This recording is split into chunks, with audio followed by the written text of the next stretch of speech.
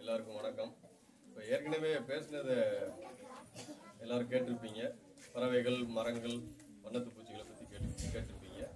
நான் எங்கிருந்து வந்திருக்கேங்கிறது எல்லாருக்கும் தெரியுதுல. என் பேர் விவேக். ராஜபாளையம் ராஜுகல் கல்லூரி இயற்கை கழகம் நேச்சர் கிளப்ல இருந்து நாங்கள் வந்திருக்கோம். நான் வந்திருக்கிறது எதுக்காகனா இயற்கையை பற்றி சொல்லிக் கொடுக்கறதுக்காக. அதுக்கு வாய்ப்பு அளித்த நம்ம சிவகாசி தோழர்கள் 2 பேருக்கும் ரொம்ப நன்றி. அடுத்து இங்கே இடம் கொடுத்த தலைமை ஆசிரியர் அவர்களுக்கும், இங்கே பணியாற்றக்கூடிய ஆசிரியர்களுக்கும் ரொம்ப நன்றி.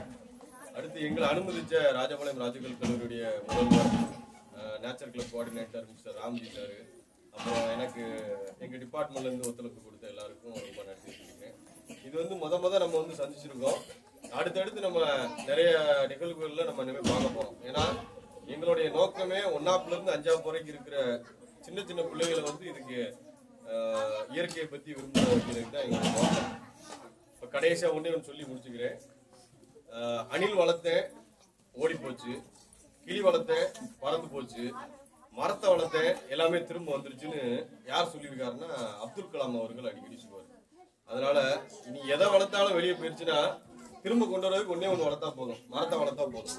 அதனால நம்ம எல்லாரும் இன்னைக்கு என்ன உறுதிமொழி எடுக்கிறோம்னா, மரத்தோட இலையை நம்ம பறிக்க மாட்டோம், மரத்தை வச்சு வளர்ப்போம். இதை மட்டும் நம்ம எல்லாரும் உறுதி எடுத்துக்குவோம். 1ஆப் 2ஆப் இருக்கிறவங்க கொஞ்சம் விளையாட்டா இருக்காங்க. 5ஆப்லாம் இருக்கிறீங்க, நீங்க கொஞ்சம் கவனமா